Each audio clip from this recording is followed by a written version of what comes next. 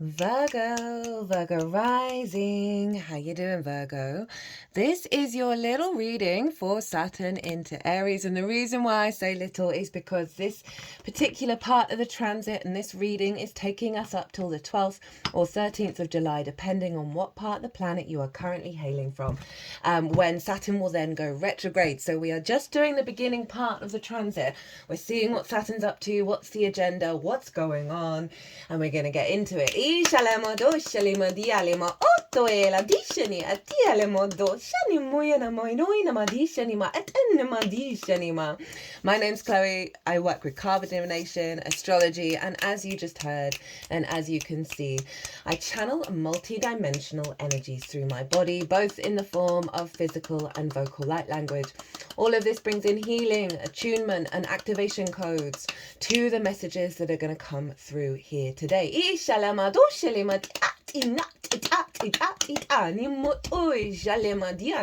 They're very excited to see you, Virgo. At the time of recording, the midheaven is in Virgo, so we're tapping into the path, right? They're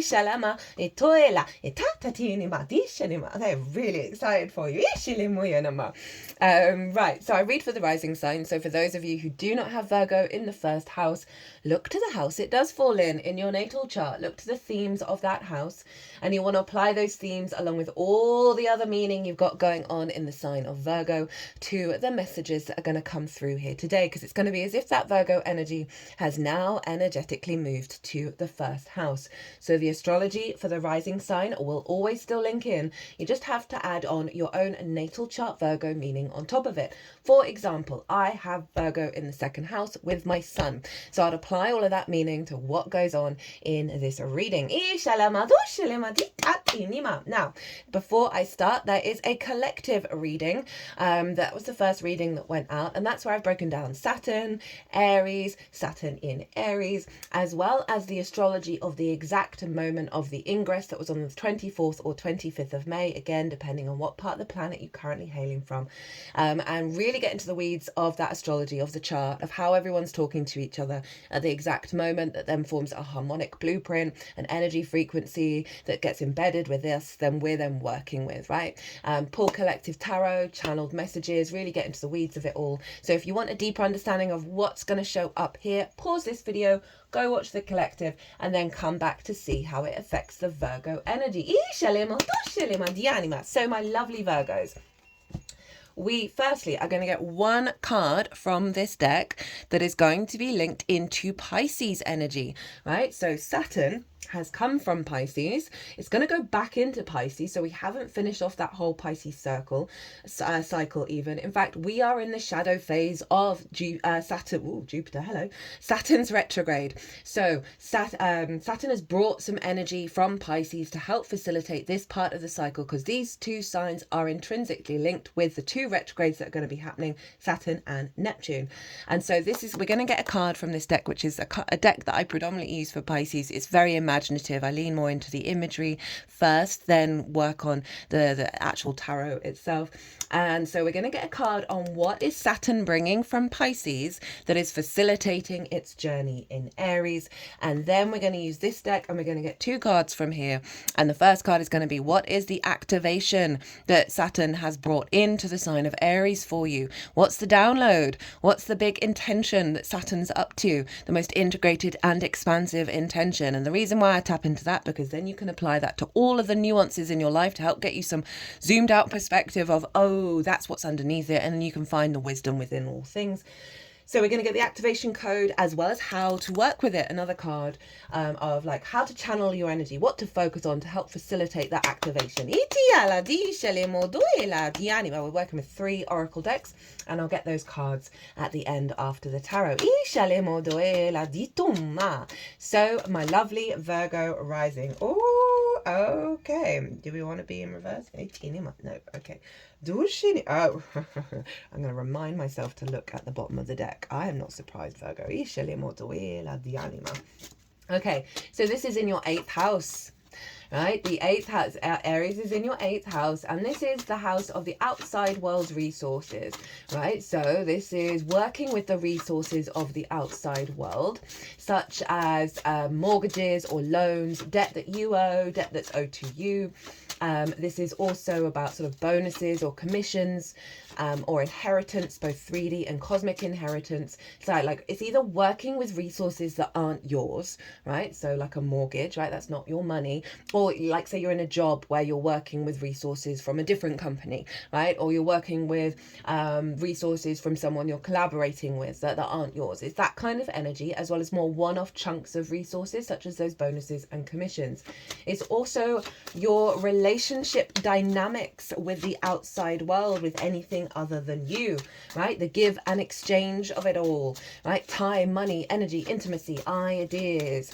This is where codependency can show up, right? Scarcity complexes, hyper independence and hyper greed, right? Those extremes of imbalance of either giving too much or taking too much, right?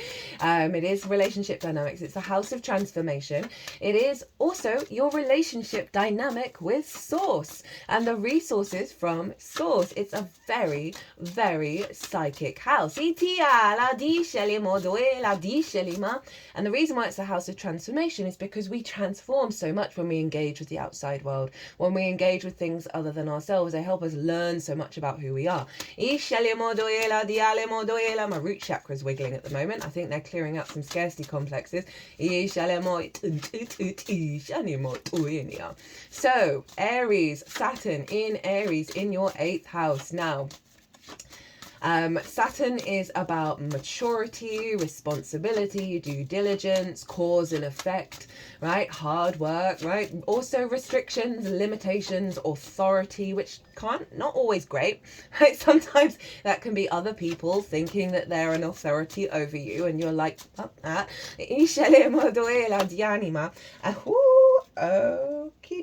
whoa,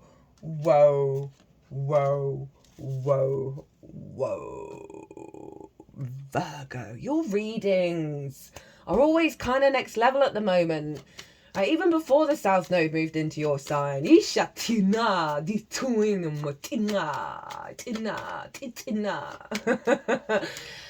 What was I saying? That completely threw me, the cards that have come out. Oh my God, it's good. Oh, Saturn, right? So it can bring up restrictions and limitations. It brings tests up. And the reason why it brings tests up, right, that school of hard knocks, is because for me, fundamentally, Saturn is about integrity, right? And not everyone, and not, in any given moment, is really fully embodying their integrity. It's also about commitment, right? It's a very powerful energy in the 8th. Now, you got to get right with you, especially with this I am energy of Aries. Got to get right with your integrity, how you show up in relationship dynamics, how you show up with the world. Get right with what's important to you for your whole incarnation, right? It doesn't matter what anybody else is doing or what any situation is doing, right? This is about because it's the I am, right? We've got to honor the I am of everyone involved. We've also got to get out of the way of entangling ourselves with if other energies aren't being integral. That can kind of frustrate the Saturnian energy. Now, the Aries energy does give less than any other sign, right? And so this is you honoring your integrity and showing up with it despite what may be going on externally. That's the power of what Saturn is doing, getting you in your authority with your commitment to how you want relationship dynamics to be. And not getting dysregulated by the external. And I'm not saying this is going to be loud energy, right? But Saturn can be be a little bit like, hey, I'm going to send you some old karmic cycles to see if you're going to be able to walk through them and not fall back into those patterns. Like, Saturn is a cunt. Oh my God. I love it. Right? Saturn basically governs all of my personal planets, right? It's just like, and that's what I had to learn really hardcore of, like, I got to get right with myself, and it doesn't really matter what anybody else is doing as long as I'm still walking my talk. Saturn is all about walk your talk. You think about it, it's what kind of like elder energy. They've been there, done that. They know what's important, right? They know what's important. They know what's going to work and serve you for the long term because they've experienced so many cycles. They understand the pitfalls and the old cycles, right? The old patterns, and they know how to work through them. So Saturn can send along tests around reciprocity. The more you stay in alignment with how you would show up despite what may be going on, the more Saturn is going to bring that back to you.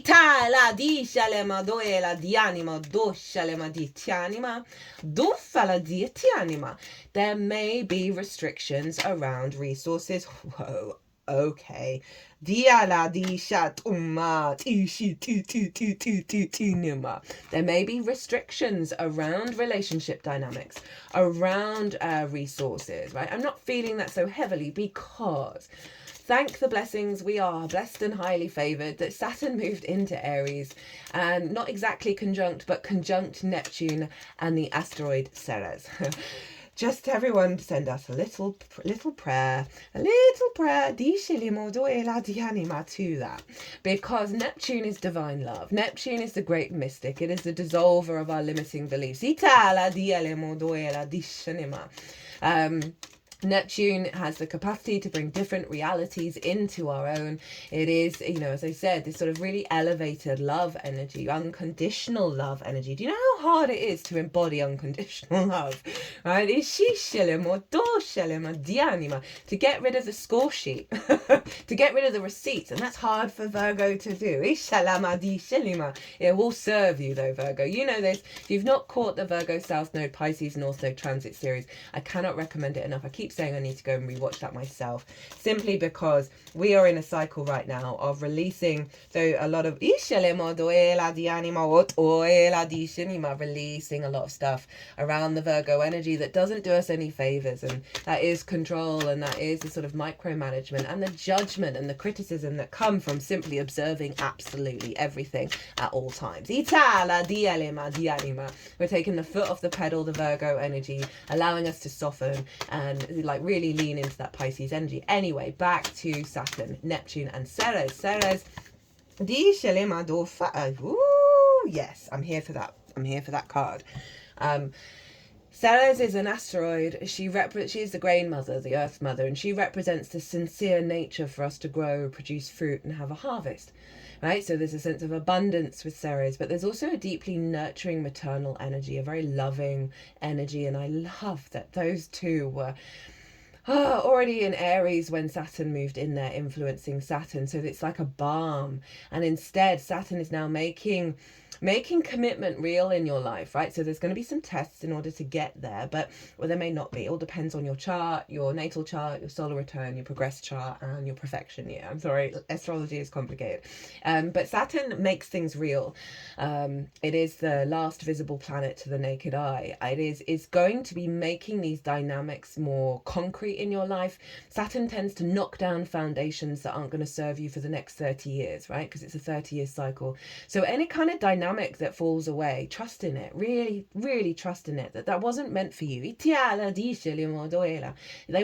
wants you to stand in your power, in your maturity, of the awareness of what's good for you in terms of reciprocity, right? What resources are going to serve you for the long term. What mindset, in how you perceive your interaction with the world, all the instincts within you, right? So Saturn is a level of commitment, responsibility, maturity, making your relationship dynamic with Source real, right? The resources from Source are going to heighten your psychic ability that serves your longer term goals, you know, from a mature place, is really going to be activated with all of this. Very powerful stuff. Now remember, we're only going up to the 12th and 13th of July when Saturn will then retrograde, it's going to head back into Pisces. Now, before I begin, because I've forgotten a couple of signs to say these things, I will say them all again in the oracle reading. Saturn rules Aquarius and Capricorn, right? That is your work house and your creative house. So Saturn is always influencing those two signs wherever it is. So this is an upgrade of you being the adult in the room, not self-sacrificing to certain relationships, and finding more creative passion and joy and play in these dynamics, right? I can see this a lot of good ideas coming through from source via Neptune that are abundant in nature, that you're able to make real, that are in alignment with the way that you work and how you're creative. So this is brilliant stuff. You also want to look to where your Saturn is in your natal chart, what house it's in, and the themes of that house. Those themes are always going to play a role in what's going on with Saturn. And in this case with Aries, you also want to look to where your Mars is, because wherever Mars is always influencing your natal Aries. And so wherever that is going to influence Saturn as well. So those are the little things that that just to add on a little layer of nuance for your personal journey. Now, speaking of Mars, Mars rules Aries. So we want to look to where Mars is, what Mars is up to. Because it's going to be influencing this Saturn transit wherever it goes. And at the moment, it was in the sign of Leo, right? And Leo is in your 12th house, your hidden house, your house of mysteries, the unconscious spaces. And in those unconscious spaces can be trauma responses, limiting beliefs, distorted love languages, anxiety, depression, loss, grief. And underneath all that good stuff happens to be the magic of your soul, right? Leo is your power up. And Mars is behind the scenes at the moment, reconfiguring your unconscious motivation and drive to the alignment with your heart, right? So you're going to witness in your actions two prongs. One, unconscious responses that do not serve you in terms of reciprocity and relationship dynamics, right? You're going to see certain responses where you're like, oh, that's not me anymore, right? It's going to highlight that, or it's going to highlight as you walk into those situations in those old responses and realize, oh no, that doesn't work for me anymore. Either way, it's going to serve you. As well as Mars is working is the embodiment of your higher self, that is bringing that higher self energy into your relationship dynamics, into your relationship with Source. So Source and your higher self are nanuing to get you in alignment with your long-term goals. And Mars happens to be trine Venus and Chiron over in Aries. Now today at around 10 o'clock in the evening, they're going to be exactly conjunct one another. Now I talk more about this conjunction, I think I did it in both the Gemini new moon transit as well as the Saturn collective reading. I'm hoping in the next couple of days I'm going to have the time to do a very quick all 12 signs reading based on that conjunction, because it happens every year, but this year was tied in with a Venus retrograde there, and she's not going to retrograde there for another 9 years. So and Chiron won't be there. So this is a big gnarly transit that we've all been going through around the wounds of Venus, right? Chiron is the master teacher, the wounded healer. It is transmuting deep soul wounds into wisdom, and all the Venusian qualities, love, creativity, pleasure, desire, connection, harmony, grace, value as well. And just the feminine in general, not sex specific. We have it within all of us. You may have noticed in the lead up over the last couple of weeks, maybe certain fractious energy around that in terms of relationship dynamics, in terms of resources may have come up. You may have also had a feminine energy come into your life who's provided great wisdom, or you have provided great wisdom to the feminine, as well as perhaps being a bit irritated by the feminine. Again, this is not sex specific. That we are now coming out, there's been a release point over the last couple of days where we're finding more of the wisdom rather than the pain around all of this. But this energy is kind of locked in with Mars, right? So any kind of wounds between the interconnection of the masculine and feminine have come into a great sense of healing, a great sense of union. They're both in fire signs, a great deal of wisdom and elevation that you're able to bring into relationship dynamics. Really, Source is really soothing the wounds of perhaps around creativity and love, and providing a great deal of support and nourishment for you during this time. So Mars is making trines with that. Trines give us higher perspective, give more flow state, more opportunities to experience this deep healing experience, right? So distorted love languages, limiting beliefs around your creativity, your love, your connection, your desire being received by the outside world. Big healing around this. Itala. Dishani moyana mada dishani alama diana.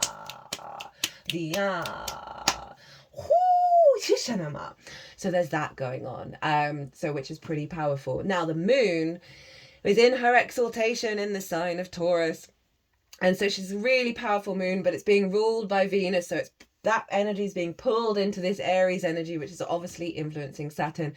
And that's in your 9th house of perspective, how you map yourself out in the world. Now, in exaltation means raised up high, right? The qualities of the moon are just embraced and nurtured and loved and raised up high. So the moon is in her fullest being.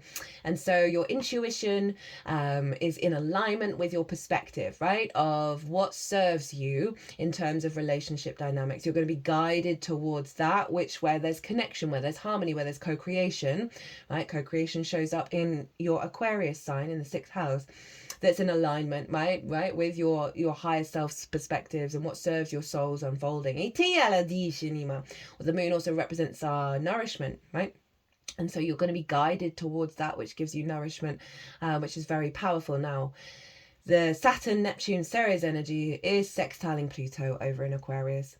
And so deep transformation and power, I can see really big co-creation energy show up and you being able to put that to work, whether that's with source, other people, with yourself. Big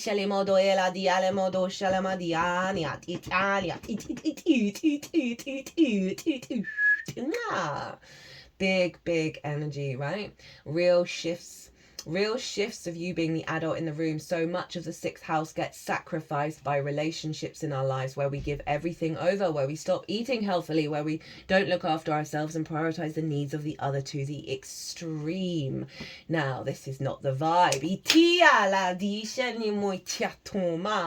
Right, being the adult in the room, figuring out how you work and knowing how to apply that with maturity and responsibility to everyone you meet, right? Not saying that any of you are, but say you're an F-boy or an F-girl and that's been your vibe and you don't care.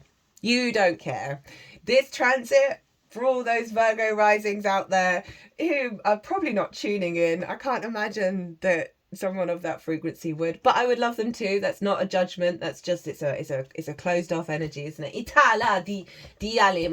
very sort of selfish in its nature, and there's nothing wrong with being selfish and everything in moderation, including moderation. But and also they're acting as master teachers to help everyone learn to have boundaries. So it's just everyone's got a role to play. I say this with zero judgment or criticism, but like this transit, for those energies, it's like that's not on the cards anymore. That's not any on the cards anymore. And vice versa, if you've experienced that in your life, you're not going to be bothered by it. You're not going to want to connect to it, because often we connect to those things from deep wounds. And Mars is sorting you out over in your 12th. Right, let's get into your reading. My energy is really woohoo!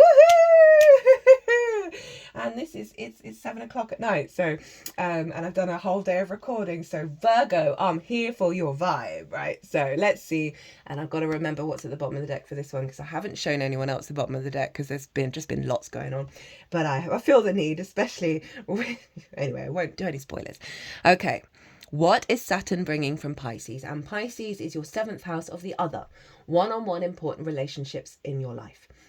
Committed relationships, right, where you step up a bit more, right, whether that's a business partner, clients, therapist, people that you work one-on-one with in work. It doesn't have to be a client, but like co-workers.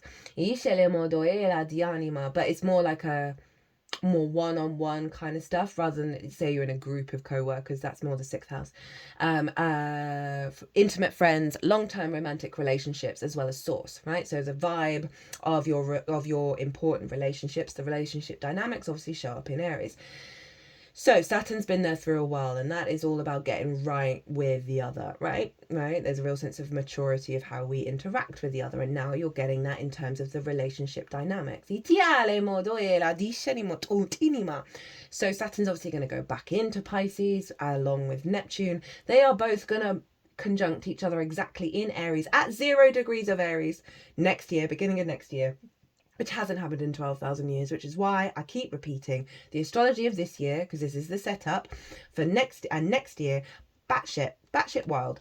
And it just like the work we do on our soul retrieval, i.e. clearing out the conditioning, reconnecting back to the truth of ourselves, because our soul is just us without the conditioning. I just heard she speaks the truth. We want you to be free. Lol. The work that we do, the karmic clearing that we do. Oh my God, I had a person in my life who showed up in a very short space of time and completely recreated my whole lifetime of my relationship with my father. They happen to have the same degree of and sign of their son, right? And it was like, and I feel the lightness of being I feel after going through all of that drama in such a short space of time is so beautiful. Like, trust in the process, even if you might be lost in the source in the middle of it. Anyway, back to what I was saying. So the work we do this year, the good, the bad, the beautiful and the ugly, of like really getting back to ourselves and honoring us and stepping up to the plate and doing the work is profound. So back to Saturn in Pisces. So this is what Saturn has brought from your journey in Pisces, and I'm going to do a more deeper dive in what we've learned from Saturn, what Saturn's left behind when it leaves for the final time, when it's direct and leaving Pisces next year. Because we're not finished that cycle yet. We have we have the Hanged Man, and this is Neptune. The great dissolver, the higher wisdom, right? This sense of your surrender energy to the unfolding of your path, right? This sense of commitment to source and that activation of surrender where new life is growing from you in this embodiment, right? This sense of both your spirit self and your 3D self in more alignment with this higher wisdom of not needing to have the answers. And this is the setup for the instinct that is being cultivated with the fire of Aries. I've talked on and off on this channel, might do just a separate video on it, of how the more we surrender and get in our yin energy, the more life force we have. So you are bringing in a very elevated, higher perspective, right? A sense of enlightenment, of the embodiment of the multi-dimensional, including this one, and allowing new experiences to come through. We have this snail that's coming out of its shell, and as I said, this new life that is growing off of you, right? As you move into this new adventure around the dynamics of relationships, around the openness to new experiences beyond scarcity or greed, codependency or hyper independence. You've dissolved old paradigms, and this is coming into your new experience. I'm going to do this bottom of the deck after I do these other cards. So what is the activation that is coming through for you, right? It's already come in. That reminds me. You might want to look back to the 24th, 25th of May. It was a weekend to see what was going on. That's going to give you clues. That's when Saturn obviously went into the sign of Aries, of what's going on with Saturn, what the agenda is, what the vibe is, as well as yesterday, the 31st of May, because that was the first Saturday, which is Saturn's day, with Saturn being in Aries. So it can help you sort of reflect on your own personal experience, right? Okay, so what's the agenda that Saturn's up to up until the 12th and 13th of July? The Wheel of Fortune. Oh, hey, Jupiter. So fate's changing. You know, what did I say about dissolving old paradigms? This is one of the sort of biggest sort of yes cards of like, trust the process, trust the unfolding. Bigger things are happening outside of you, i.e. with the world, situations, scenarios, people you're supposed to meet, opportunities that are coming, you got no idea about, right? But trust in it. Trust that the fates are changing in your favor. And, you know, there's, you know, the self-sacrificing that we can do, or the lack of commitment and the running away and taking advantage, right? We can go to both sides of those extremes when it comes to relationship dynamics. That's changing. You are now leading into a higher vibration of experiences with the outside. Now, Jupiter, and I wanted to talk about Gemini for you. Jupiter, which I haven't really done for anyone else. Jupiter was up in Gemini, and it's locked into this particular part of the transit. Jupiter's going to move into Cancer, which is its favourite place to be. And Virgo, I've already told you, you're having Jupiter in its favourite, it's in exaltation in the sign of Cancer, and in its favourite house, the 11th house. So not at all jealous. I just had a Jupiter cycle in Gemini where the South Node is manifesting. So Jupiter it's not one of Jupiter's favourite places to be. And it's just like, okay, I learned a lot. It was brilliant, but also bit jealous in the best possible way, obviously, because my son's going to experience that. So Jupiter in Gemini, your 10th house of your life path, your career, your visibility, your reputation. So those themes are at play here. And the energy of Jupiter is very generous in its nature. It's often linked into higher perspectives and the law, like universal laws. It's a very, you know, jovial experience. It's a big yes energy. You know, it's very likable. You get good publicity with Jupiter. So it's a really upbeat energy that's coming in terms of your relationship dynamics. Which I'm here for, Virgo. How to work with this energy. How to work with it. What to focus on to help amplify that Jupiterian Wheel of Fortune activation. Now, this is why I laughed. Right, these cards came flying out. Oh, hi, Saturn. This is Saturn's card. Know thyself and the world will open up to you. This is great advice for the 8th. Because I always like to talk about with the 8th, don't externalize your needs to the outside world, right? It's about cultivating your inner world, your inner self, and then the outside world will match that, right? That's the trick. Not to be like, oh, I need this, but it's not here. And I'm clawing at it. It's never going to be here if you're thinking it's not here, right? If you think, oh, I need this loan in order to go and set up my business. No, you can still do things that activate and show the universe that you're in alignment with this path, and what will come towards you. So for this to show up with the 8th is just spot on advice. The more you know yourself, i.e. your root energy, right? So often we're like, oh, no, I know myself. I think this and I think that, I think that. Pull it back down. Do like etymology, but for your deep within, right? Go back to like, if you could strip it all bare and like have one word for each part of those core bits of self, right? And how you want to embody that in the world. This goes back to me saying, you walk your talk with integrity. Don't mind anybody else who's not doing it. Don't fall into judgment or criticism. You keep showing up, because then you're showing source, hey, I'm here.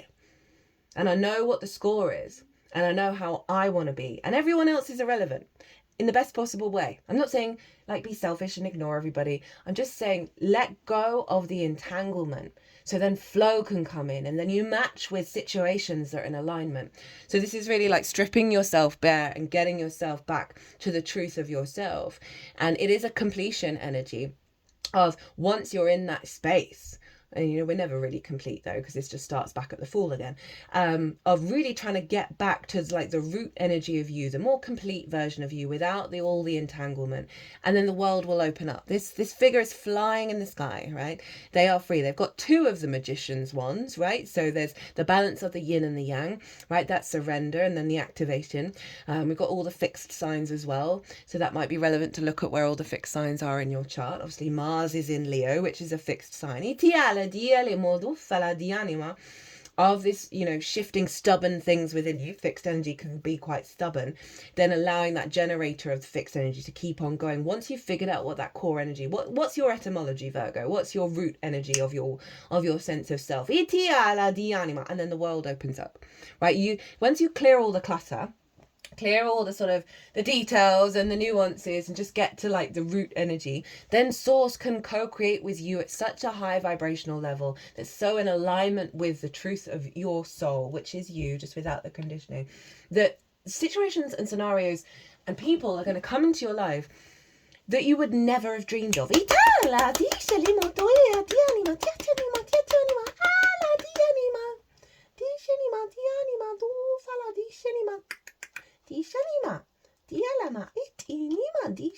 Okay, we're going to look at the bottom of the deck to see what the root energy, even though I've hidden it, of Jupiter is. Perfect. Absolutely goddamn perfect for the 8th house.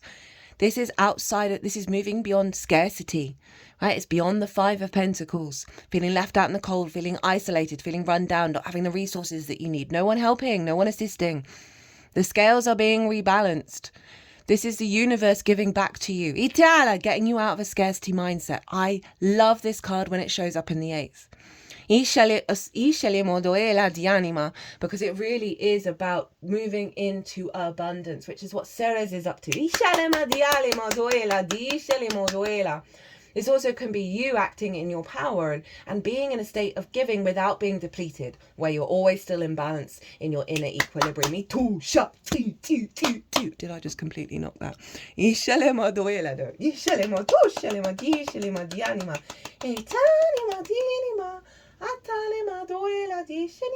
Okay, so what have we got here?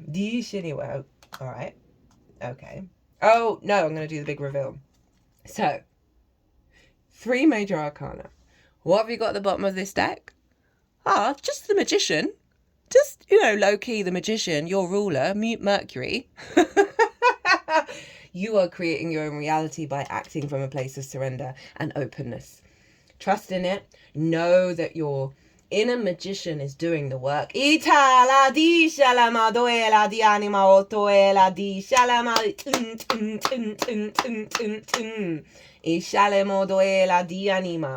have release. Now, this is both the work that you have done as well as there are going to be more things to release. And you are open to that experience. Parts of yourself that you may think of so deeply you, they may end up being released in order to get you back to the truth of you, really deep down. Okay, so we're releasing the things that don't serve us anymore. Be open to that.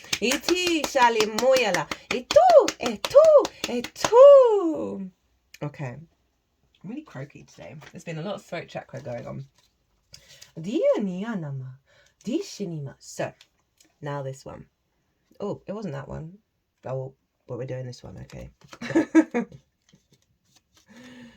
God, sometimes you got to trust your own intuition and your own instinct as well. That's something, I talk about that in the collective reading, so I won't go on about this here, about the recalibration of our instincts.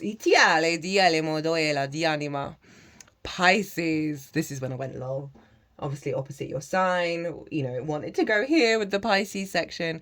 I transcend the moon, connect with your guides, so appropriate with the 8th, right? Because it is the interaction with the multidimensional sphere. Sensitive, empathetic, compassionate, dreamy, artistic, creative, imaginative, spiritual, indecisive, escapist, confused, conflicted. Your guides have a message for you. Make sure to make time for introspection and meditation. You might want to do that with a candle. Obviously, be very safe with fire. Everybody, please, always. But it's fire. We're dealing with fire here. But that Pisces energy is connected to this because Saturn's going back there, right? So they're deeply interlinked. We had Venus and Mercury do the same thing. Neptune's going to do it. I've done a Neptune in Aries transit. That's taking us up to the 4th of July. The messages in those were so profound. I need to go rewatch it myself. So it really is saying there is an element, even though Aries is very go, go, go, go, go, is to maybe do, as I say, a little candle gazing, or bring the fire in to sort of help align your instincts to your guides. The shadow side, you're losing yourself in conflicting or confusing emotions and thoughts. Things are not like they seem on the surface. Avoiding the problem will only make it worse. You cannot escape this, right? So that may be the distortions Saturn can bring in, i.e. the tests around relationship dynamics, right? You may be getting a bit lost in the source, and they want you to get back to this and realize, do you need to be in that source? Is it really that important? How are you going to show up despite what may be going on externally? It's all about the I am with this Aries energy, right? It really is. Where are we going now?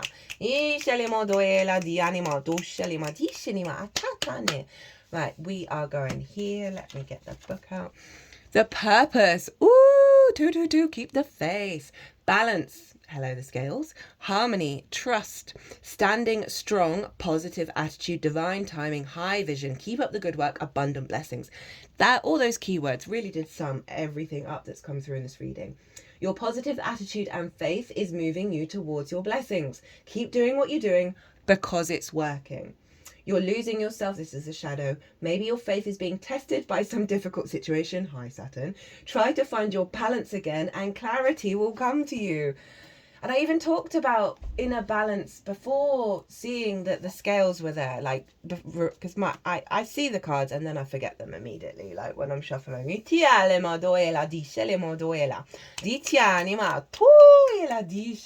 remember what this is. What is this one? Connection. Right, your connection with source, being in flow, being in alignment, right? This is also your relationship with others, with the outside world, coming into balance, being in harmony, really facilitating your embodiment and your experience on this planet. I remembered what this one is again. This is a good one for the 8th. Anima. We have Knights of the Round Table. Let their love lift you higher. So you've got your spirit team already trying to connect to you via that Pisces card. And now this. Show me a successful individual and I'll show you someone who didn't want for positive influences in his or her life. I don't care who you are or what you do for a living. If you don't do it well, I'm betting. If you do it well, I'm betting there was someone cheering you on and showing you the way. Again, that connection of reciprocity, the awareness of the interconnectedness of all things. This is source showing up, your guide showing up. This is you interacting with others in a healthier way and them interacting in a healthier way with you, rather than those distorted love languages, perhaps in old dynamics where maybe, you weren't getting the support that you were needing and you felt like you had to keep on supporting or giving or whatever it was with those people, because we don't want to leave anyone behind. We want to connect, we want to support, we want to help. And this is really saying what's coming through for you is a lot of support and a lot of resonance for you to walk your path. Message: envisage the people you most admire now and throughout history seated at a round table with you and your life as their sole focus. Ooh, interesting. Allow your personal Knights of the Round Table to offer guidance on your current circumstances, goals, and aspirations.